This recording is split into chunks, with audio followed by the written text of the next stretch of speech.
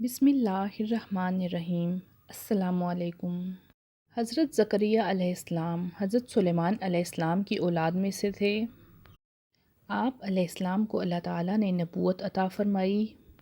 حضرت زکریا علیہ السلام کی عمر 100 سال سے زیادہ تھی اور آپ کی بیوی بانجھ تھیں۔ یہی وجہ تھی کہ آپ کے ہاں اولاد نہ تھی۔ اللہ تعالیٰ نے آپ علیہ السلام کو دمشق کے لوگوں کی طرف مبعوث فرمایا۔ حضرت زکریا علیہ السلام اپنے زمانے میں اکیلے ہی نبی تھے۔ آپ علیہ السلام کے رشتہ داروں اور قوم کے لوگوں میں کوئی بھی قابل انسان نہ تھا۔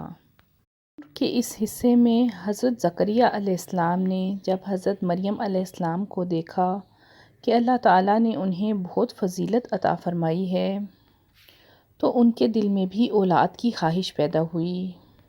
چنانچہ انہوں نے اللہ تعالیٰ سے دعا کی، جس کا ذکر قرآن پاک میں سورہ مریم میں یوں آتا ہے: یہ ہے تیرے پروردگار کی اس مہربانی کا ذکر جو اس نے اپنے بندے زکریا پر کی، جب کہ اس نے تیرے رب سے چپکے چپکے دعا کی تھی، اے میرے پروردگار، میری ہڈیاں کمزور ہو گئی ہیں اور سر بڑھاپے کی وجہ سے بھڑک اٹھا ہے، لیکن میں کبھی بھی تجھ سے دعا کر کے محروم نہیں رہا۔ مجھے اپنے مرنے کے بعد قرابت داروں کا ڈر ہے اور میری بیوی بھی بانجھ ہے۔ پس تو مجھے اپنے پاس سے وارث عطا فرما جو میرا بھی وارث ہو اور آل یعقوب کا بھی، اور اے میرے رب، تو اسے مقبول بندہ بنا لے۔ اللہ تعالیٰ نے حضرت زکریا علیہ السلام کی دعا قبول فرما لی۔ قرآن پاک میں سورہ انبیاء میں اس کا ذکر یوں آتا ہے: تو ہم نے اس کی دعا قبول فرما کر اسے یحییٰ عطا فرمایا اور ان کی بیوی کو ان کے لیے درست کر دیا اور انہیں ایک بیٹے کی بشارت دی۔ قرآن پاک میں اللہ تعالیٰ فرماتے ہیں: اے زکریا، ہم تمہیں ایک بیٹے کی خوشخبری دیتے ہیں، اس کا نام یحییٰ ہے۔ ہم نے اس سے پہلے اس کا ہم نام کسی کو نہیں کیا۔ حضرت زکریا علیہ السلام یہ سن کر خوش بھی ہوئے اور حیران بھی۔ کہنے لگے: اے میرے پروردگار، میرے ہاں لڑکا کیسے ہوگا؟ میری بیوی بانجھ ہے اور میں بڑھاپے کی انتہا کو پہنچ چکا ہوں۔ اللہ تعالیٰ نے فرمایا: وعدہ اسی طرح ہو چکا۔ تیرے رب نے فرما دیا ہے کہ یہ مجھ پر آسان ہے، اور میں اس سے پہلے تجھے بھی پیدا کر چکا ہوں، حالانکہ اس سے پہلے تو کچھ بھی نہ تھا۔ اس پر حضرت زکریا علیہ السلام فرمانے لگے: اے میرے پروردگار، میرے لیے کوئی علامت مقرر فرما دے۔ اللہ تعالیٰ نے فرمایا: تیرے لیے علامت یہ ہے کہ تو بھلا چنگا ہونے کے باوجود 3 راتوں تک کلام نہ کر سکے گا۔ چنانچہ جب وہ وقت آیا تو حضرت زکریا علیہ السلام باوجود طاقت کے کسی سے کلام نہ کر سکتے تھے۔ ہاں البتہ وہ سارا وقت عبادت میں مصروف رہتے اور اللہ تعالیٰ کی تسبیح بیان کرتے رہتے۔ اس وقت کے بارے میں اللہ تعالیٰ قرآن پاک میں فرماتے ہیں: اب زکریا علیہ السلام اپنے حجرے سے نکل کر باہر اپنی قوم میں آتے ہیں اور انہیں اشارے سے کہتے ہیں کہ صبح اور شام اپنے رب کی تسبیح بیان کرو۔ اللہ تعالیٰ نے حضرت زکریا علیہ السلام کو بیٹے کی خوشخبری کے ساتھ ساتھ یہ علم بھی عطا فرمایا کہ حضرت یحییٰ علیہ السلام اللہ تعالیٰ کے نبیوں میں سے ہوں گے اور وہ کلمۃ اللہ یعنی حضرت عیسیٰ علیہ السلام کی تصدیق بھی کریں گے، اور یہ کہ وہ سردار ہوں گے اور عورتوں سے رغبت نہ رکھنے والے ہوں گے، اور یہ کہ وہ نیکوکاروں میں سے ہوں گے۔ اس طرح اللہ تعالیٰ نے حضرت زکریا علیہ السلام کو چاند جیسا بیٹا عطا فرمایا۔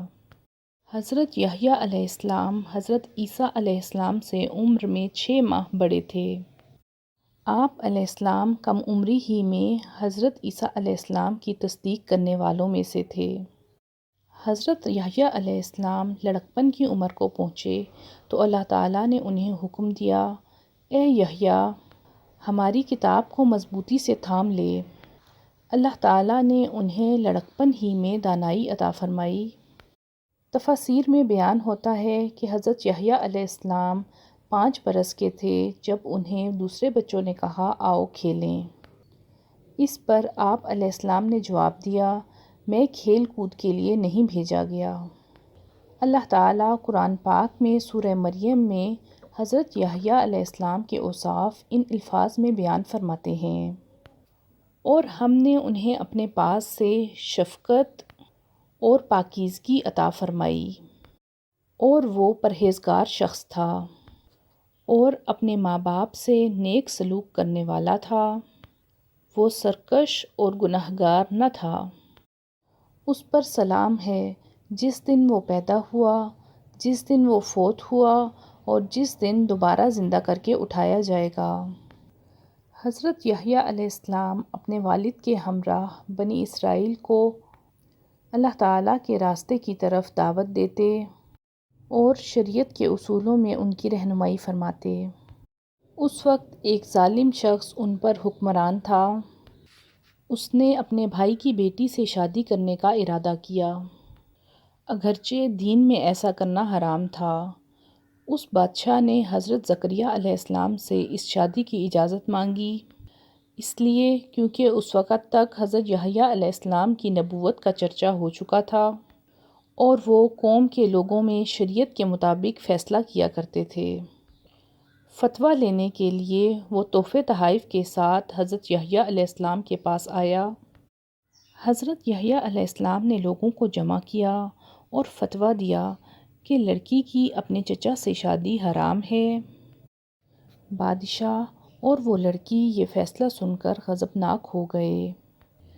اس لڑکی نے بادشاہ سے کہا کہ تم یحییٰ علیہ السلام کو قتل کروا دو، اسی صورت میں ہماری شادی ہو پائے گی۔ بادشاہ نے اپنے سپاہی روانہ کر دیے۔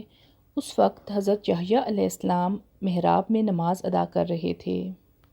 سپاہیوں نے انہیں شہید کر دیا اور یوں بادشاہ نے اپنی بھتیجی سے شادی کر لی۔ اس کے بعد ان لوگوں نے حضرت یحییٰ علیہ السلام کے والد حضرت زکریا علیہ السلام کو بھی قتل کر دیا۔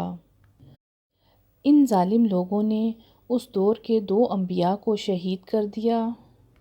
صرف حضرت عیسیٰ علیہ السلام باقی رہ گئے۔